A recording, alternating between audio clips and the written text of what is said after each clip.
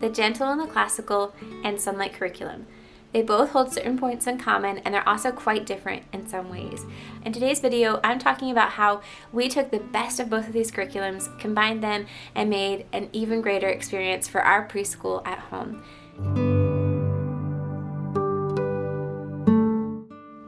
Hi, I'm Sarah of My Home, Your Home, Our Home. I'm a mom of 2 toddler bilingual boys. My family lives internationally. My husband is from Brazil, I'm from the United States, and we're raising our boys bilingually, so we've chosen to bilingual homeschool them, and we love picking up different resources for our bilingual homeschool. This year, those resources include Sonlight Curriculum's preschool program, Core T, Fiction, Fairy Tales, and Fun, and the Gentle and the Classical's preschool program. Both of these programs have several things in common. They both focus on fairy tales, wonder stories, or wonder tales as the Gentle and the Classical calls them, and nursery rhymes and literature for these young ages, as well as life skills, gross motor skills, and sensory skills. A lot of these things are similar, but the actual ones that each program focuses on are quite different. So we decided that we're going to take the best of both of these programs, kind of combine them in a way, and today I'm going to share with you how that has worked so far, what things I have observed, and maybe if you want to combine these programs or use some of each program, what maybe you could pull from each one. Let me just begin with a list of things that we use from each program. This year, Sonlight Curriculum is forming the core of our program. We are going with the order outline of Sonlight Curriculum in regards to letters and everything else. We are reading all of the Bible stories from Sonlight, all of the picture books. We're also learning the shapes, letters, numbers, and we're doing nursery rhymes from this as well. There's a nursery rhyme book full of lots and lots of nursery rhymes, so we're just making our way through that. There are life skill activities that we're doing and some activities for extension or other optional programs. I love that Sonlight is so literature-based and thus is very language-based because our family is bilingual, so it makes our bilingual education a little bit easier, more feasible, because we can just sub out some books for another language that have been translated to that language. But also, Sonlight continues beyond preschool, so it's a program that we can continue using. It's very holistic, it's very Christian, a worldview, biblical worldview based, and teaches kids all about the world, God's Word, critical thinking skills, and apologetics. With Sonlight, we have the main part of our Bible program.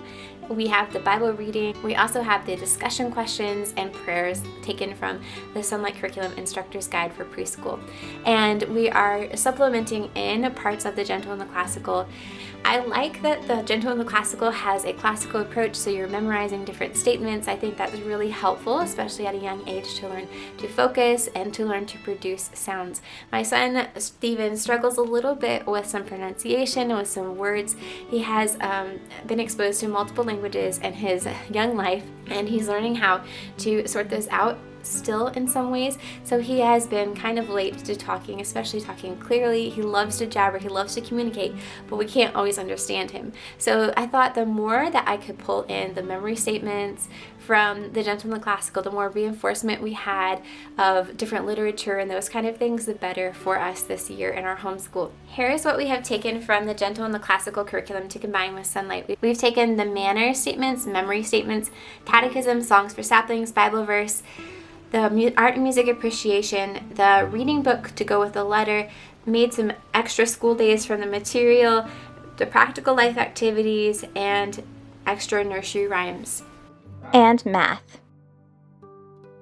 The things that we aren't really using from the Gentle and the Classical are the actual books themselves. So we've taken the statements and we've only used the book for the letter. Instead of getting all of these extra books, I've just used the statements, and I have found that to be adequate so far. If you really want to find a lot more reading, go ahead, and it's up to you totally to choose if you want to use those books or not. But for us, I just found that the memory statements were sufficient, especially for my son's young age. I should note that we aren't combining the 3 to 4-year-old suggestions with the original 2-year-old preschool curriculum. I didn't feel like we needed to add that extra work onto the curriculum itself, especially as we're combining it with Sonlight Curriculum. Now, let me just explain a bit about the different observations I've had about these 2 different programs.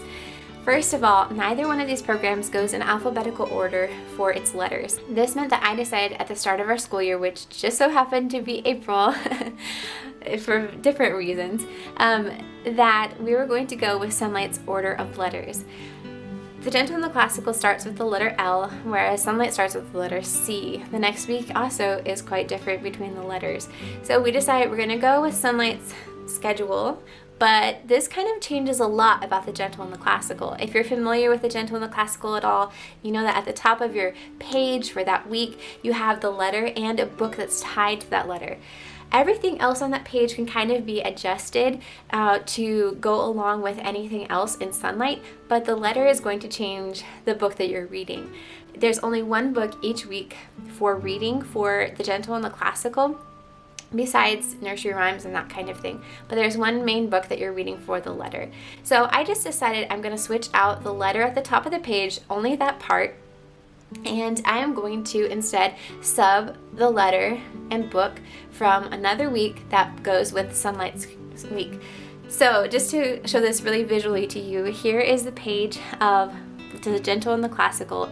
I wrote at the top the book that is assigned to the letter C.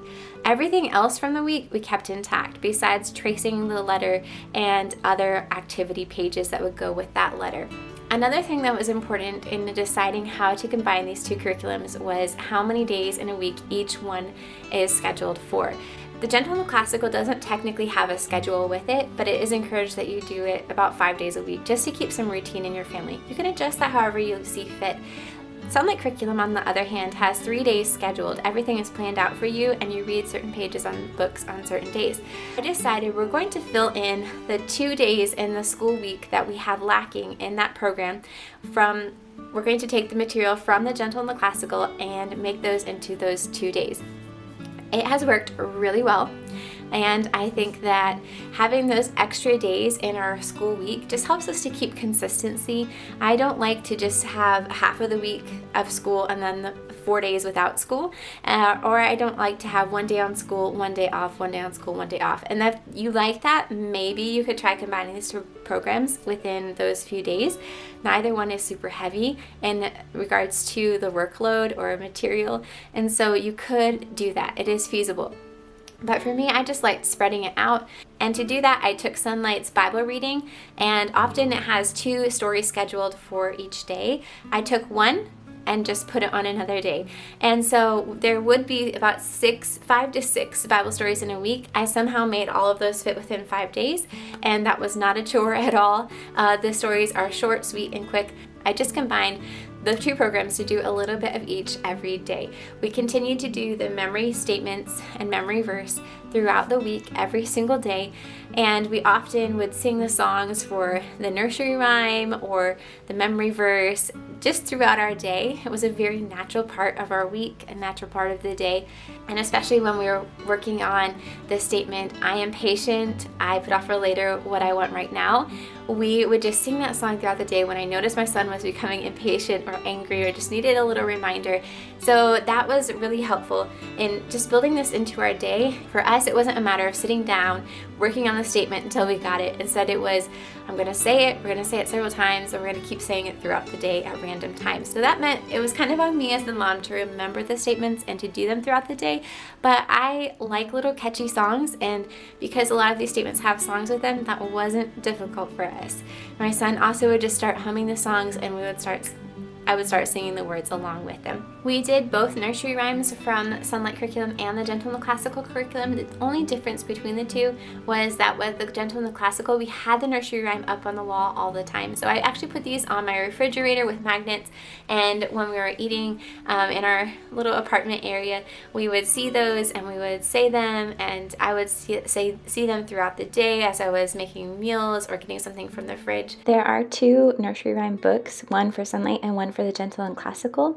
We alternated these, so we read the one from Sonlight on certain days, 3 days a week, and then the one from Gentle and Classical on the other days. That was our initial plan, initial way we did it, but we did switch. We enjoyed the Gentle and the Classical nursery rhyme book more because of the pictures and illustrations, so we completely switched to that recently, but it does not have as many nursery rhymes in it, so we are repeating a lot of them. Sonlight has some songs that are available on YouTube, and we listen to those throughout the week on the days that they were assigned. With the Gentle and the Classical, we also had some art and music appreciation, which centered around Peter and the Wolf, and some paintings by Van Gogh and other artists. We listened to Peter and the Wolf quite frequently because it was my boys' favorite, one of their favorite activities, and we just combined those two music programs pretty easily. The Gentle and the Classical does not have any modern songs with it, no kids' Christian songs, no kids' nursery rhyme songs, so I was really grateful that Sonlight includes those. And vice versa, that the Gentle and the Classical includes classical music. About math. Sonlight introduces numbers to students so that they are familiar with how they look and what to say for the numbers. They include sensory numbers in their preschool activity pack as well as sensory letters. These are really fun to use. For more in-depth math, we use the Gentle and Classical's recommendation of preschool math at home, which uses play to get kids to count various things. Sonlight does include some of those types of activities within their program. If you look at their notes behind each week, you can find activities like that, but having it all in one place was really helpful for me as a mom, just kind of working through those activities in preschool math at home. Both the Gentle and Classical and Sonlight have a morning binder of sorts, so Sonlight includes pages for tracing letters. The Gentle and the Classical also includes pages for numbers, letters, shapes, and colors. In Sonlight's activity pack, they have sensory letters and numbers, as well as shaped stencils and puzzles. The Gentle and the Classical has some craft activities, which we completely skipped out on because Sonlight has lots of Montessori activities mixed in with the program. They also have some Kumon-style fine motor activities like learning how to cut, and they include those pages in their instructor's guide. I hope that this explanation of how we combine these two curriculums is helpful for you if you're looking into using both of these programs and you can't choose which one you want to use. Maybe you can combine both like we have. If you have other suggestions for combining these programs, leave those in the comments below. I'm really grateful that I don't have to choose between using one or the other of these two programs because they're both really valuable. And so I'm glad that this way of combining them has worked for us. If you had to choose just one resource for your preschool for homeschool that you found totally essential and you could not do preschool without, then leave that in the comments below. I'd love to chat with you guys about that. Thanks so much for watching today. If you haven't yet checked out my other videos about preschool and bilingual homeschool, check those out in the playlist and video right here. Love you guys so much. See you next time. Ciao.